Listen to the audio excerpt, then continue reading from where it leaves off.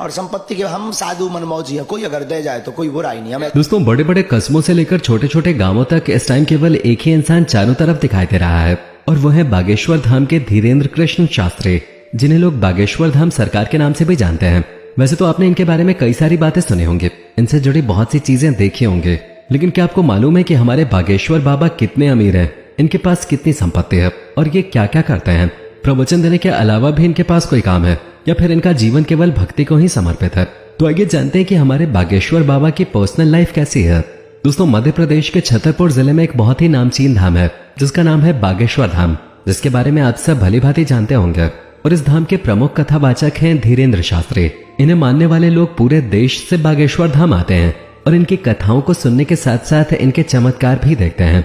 वैसे देखा जाए तो अभी धीरेन्द्र शास्त्री की उम्र मात्र 26 साल ही है। इनका जन्म 4 जुलाई 1996 को मध्य प्रदेश के छतरपुर में हुआ था। इनके दादा भी एक धार्मिक गुरु थे और धीरेन्द्र शास्त्री अपने दादा को अपना गुरु मानते हैं। लेकिन आज धीरेन्द्र शास्त्री जिस तरह दिखते हैं, पहले ये वैसे बिल्कुल भी नहीं थे, क्योंकि अगर हम इनके बचपन पे नजर डालें तो बहुत ही गरीबी में गुजरा है। दादाजी भले ही धार्मिक गुरु थे और गांव में दरबार लगाते थे, लेकिन इनका परिवार आर्थिक रूप से मजबूत नहीं था, जिसकी वजह से अपने बचपन में धीरेन्द्र शास्त्री को कई सारी मुश्किलों का सामना करना पड़ा। लेकिन अपने दादा की संगति में धीरेन्द्र शास्त्री ने कभी भी उन मुश्किलों की तरफ ध्यान नहीं दिया और बचपन से ही भक्ति और धार्मिक कार्यों में लगे रहे।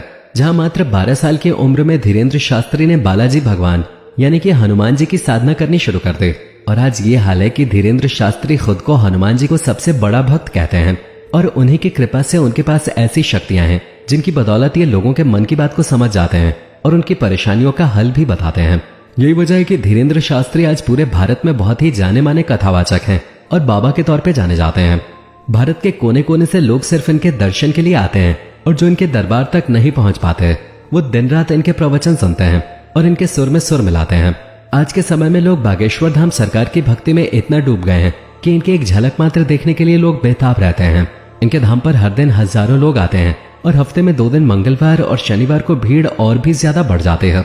यही कारण है कि बागेश्वर धाम के आसपास की जितनी भी जमीनें छतरपुर में हैं, उनकी कीमत आज मुंबई दिल्ली जैसे शहरों से भी महंगी हो गई है, क्योंकि वो जमीनें बाबा के धाम के नजदीक हैं। और यही वजह है कि धीरेन्द्र शास्त्री जी के ऊपर बहुत सारी सरकारी जमीनों पर कब्जे के आरोप भी लग रहे हैं और इस तरह के कई सारे विवाद आजकल सामने आ रहे हैं।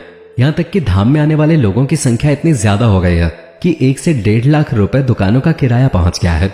इन सब चीजों से बाबा बागेश्वर धाम सरकार को काफी ज्यादा फायदा होता है। तभी तो सूत्रों के मुताबिक बागेश्वर धाम सरकार यानी कि धीरेन्द्र शास्त्री की कुल संपत्ति 20 करोड़ से भी ज्यादा है। हो सकता है कि इनकी संपत्ति और भी ज्यादा हो और उसकी सबसे बड़ी वजह इनके भक्तों की बढ़ती संख्या है। धीरेन्द्र शास्त्री का असली काम कथावाचन करना है, जहाँ ये रामायण और महाभारत के किस्से सुनाकर अपने भक्तों को ईश्वर की भक्ति के लिए प्रोत्साहित करते हैं। और अपने इसी कथावाचन के लिए धीरेन्द्र शास्त्री देश के अलग अलग कोनों में, यहाँ तक कि विदेशों में जाकर कथा सुना चुके हैं और अपने शब्दों का जादू बिखेर चुके हैं। कहा जाता है कि जो कोई भी एक बार धीरेन्द्र शास्त्री की कथा सुन लेता है वो बार बार इनके धाम पहुंच जाता है, क्योंकि इनकी बातों में झलकती भक्ति और ईश्वर के लिए प्यार लोगों को अपनी तरफ आकर्षित कर लेता है। पर अब जाहिर सी बात है कि जब इतनी ऊंचाइयों को कोई छूता है तो उसे नीचा दिखाने वाले लोग भी सामने खड़े हो जाते हैं। और धीरेन्द्र शास्त्री तो इस वक्त फिल्मी हीरो से भी ज्यादा ट्रेंड कर रहे हैं। आए दिन कोई न कोई वीडियो यूट्यूब के ट्रेंडिंग पेज पे आ जाते हैं, तो कभी इनके वायरल वीडियोस देखकर लोग हैरत में पड़ जाते हैं। इसी वजह से धीरेन्द्र शास्त्री को सिक्योरिटी की भी खास जरूरत है, जो हर वक्त इनके आसपास मौजूद रहते हैं। वैसे तो कोई धीरेन्द्र शास्त्री के ऊपर वार नहीं करेगा, लेकिन अगर भूले भटके किसी की बुद्धि भ्रष्ट हो गई और उसने बाबा बागेश्वर धाम के ऊपर वार कर दिया तो सिक्योरिटी इनकी हिफाजत के लिए हमेशा खड़ी रहती है। वैसे दोस्तों, बाबा बागेश्वर धाम का कार कलेक्शन भी बहुत शानदार है। धीरेन्द्र शास्त्री के पास टोयोटा की बहुत ही शानदार और पॉपुलर एसयूवी फॉर्च्यूनर है। बाबा एसी से चलना पसंद करते हैं, लेकिन उसके अलावा भी उनके काफिले में कई सारी गाड़ियां शामिल हैं, जिसमें टाटा सफारी और इनोवा जैसी बेहतरीन गाड़ियां शामिल हैं। इतना ही नहीं, आज धीरेन्द्र शास्त्री इतना बड़ा नाम बन गए हैं कि उनकी सिक्योरिटी के लिए पुलिस की गाड़ियां भी हर समय तैनात रहती हैं। अब अगर हम बाबा धीरेन्द्र शास्त्री के घर की बात करें तो बचपन में उनका घर काफी छोटा था और कच्चा बना था। उसी कच्चे मकान में इन्होंने अपना पूरा जीवन बिताया, लेकिन अब इनका मकान पूरी तरह से पक्का हो चुका है। पर अभी भी इनका घर महलों की तरह नहीं है। इन्होंने काफी आलीशान घर बनवा लिया हो, जिसने शाहरुख खान के मन्नत और मुकेश अंबानी के एंटेलिया को फेल कर दिया हो। ऐसा नहीं है। अगर आप धीरेन्द्र शास्त्री का घर देखने जाएंगे तो इन्होंने अपने गांव में ही एक साधारण सा 2 मंजिला मकान बनवाया है, जिसे देखकर ऐसा बिल्कुल भी नहीं लगता कि ये उसी शख्स का घर है जिसके दरबार में बड़े बड़े सेलिब्रिटीज नाच गाना करते हो। लोग इनकी एक झलक पाने के लिए बेताब रहते हैं और ये चाहें तो किसी के भी मन की बात समझ जाते हैं। इस तरह के ताकतवर लोग अक्सर बड़े और आलीशान घरों में रहना पसंद करते हैं, लेकिन धीरेन्द्र शास्त्री ऐसे बिल्कुल भी नहीं है। वो अपने परिवार के साथ इसी घर में रहते हैं, लेकिन दिन के आधे से ज्यादा समय धीरेन्द्र शास्त्री बागेश्वर धाम में कथा वाचन करने में बिता देते हैं और महीने में कई बार तो इन्हें देश के अलग अलग हिस्सों में कथा वाचन करने के लिए जाना पड़ता है। यानी कि हमें और आपको इनका जीवन जितना आसान दिखता है उतना है नहीं। धीरेन्द्र शास्त्री को भारत का नंबर 1 कथावाचक बनने के लिए बहुत मेहनत करनी पड़ेगी। लेकिन हाँ, ये बात भी सच है कि बाबा धीरेन्द्र शास्त्री जितने ही ज्यादा फेमस हैं, ये उतने ज्यादा विवादों से भी घिरे रहते हैं।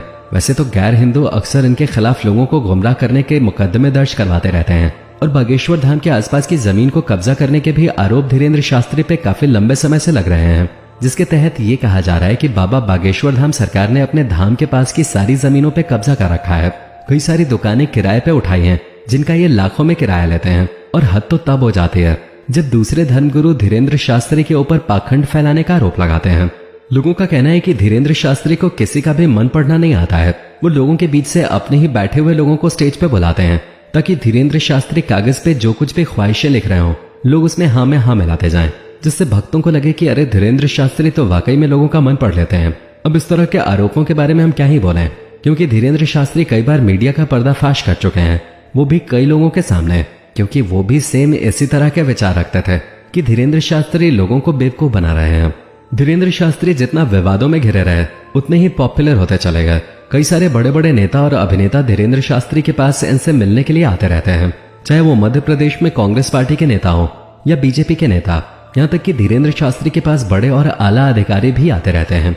और एक बार तो मनोज तिवारी खुद बाबा के दरबार में जाकर इनका प्रवचन सुन चुके हैं। इतना ही नहीं, केंद्रीय मंत्री नितिन गडकरी जैसे बड़े नेता भी धीरेन्द्र शास्त्री के पास जा चुके हैं। लेकिन जब धीरेन्द्र शास्त्री नागपुर के एक धार्मिक कार्यक्रम में जाते हैं तो महाराष्ट्र की एक कमेटी ने अंधविश्वास और जादू टोना को बढ़ावा देने का आरोप इनके ऊपर लगाया और इन्हें चैलेंज किया कि अगर आप इतने ही शक्तिशाली हैं तो अपने चमत्कारों को हमें दिखाइए। अगर ये सही साबित हुए तो 30 लाख रुपए इनाम भी दिया जाएगा। लेकिन बाबा धीरेन्द्र शास्त्री ने ये चैलेंज एक्सेप्ट नहीं किया, जिसके बाद महाराष्ट्र के उस कमेटी के श्याम मानव ने धीरेन्द्र शास्त्री के खिलाफ पुलिस कार्रवाई की मांग की और कहा कि अगर पुलिस ने कार्रवाई नहीं की तो वो लोग आंदोलन करेंगे। हालांकि धीरेन्द्र शास्त्री का कहना है कि उन्होंने नहीं कोई जादू टोना किया है और न ही अंधविश्वास को बढ़ावा दिया है और न ही वो चैलेंज को छोड़कर वहां से भागे हैं, बल्कि वो तो पूरे 1 हफ्ते तक वहां पर रुके थे और उनके ऊपर लोग केवल पब्लिसिटी पाने के लिए आरोप लगा रहे हैं। और अगर देखा जाए तो उन्हें पब्लिसिटी मिल भी रही है, तभी तो न्यूज चैनल वगैरह में आजकल सिर्फ और सिर्फ ऐसी चैलेंज की बातें हो रही हैं, क्योंकि न्यूज चैनल वालों को भी पता है कि आज के टाइम में बागेश्वर धाम सरकार एक ब्रांड है, वो नाम है जिसको कहीं पे भी इस्तेमाल करके टीआरपी बटोरी जा सकती है, क्योंकि इनके भक्त तो इनसे जुड़ी खबरें देखते ही हैं। लेकिन जो लोग इनके खिलाफ हैं वो भी इनकी बातें सुनने में कोई कसर नहीं छोड़ते। वैसे आप बागेश्वर धाम सरकार के भक्त हैं या फिर आपको भी ये ढोंगी लगते हैं? कमेंट में जरूर बताइएगा और इसी तरह के वीडियोस को देखते रहने के लिए चैनल को सब्सक्राइब करना मत भूलिएगा। धन्यवाद।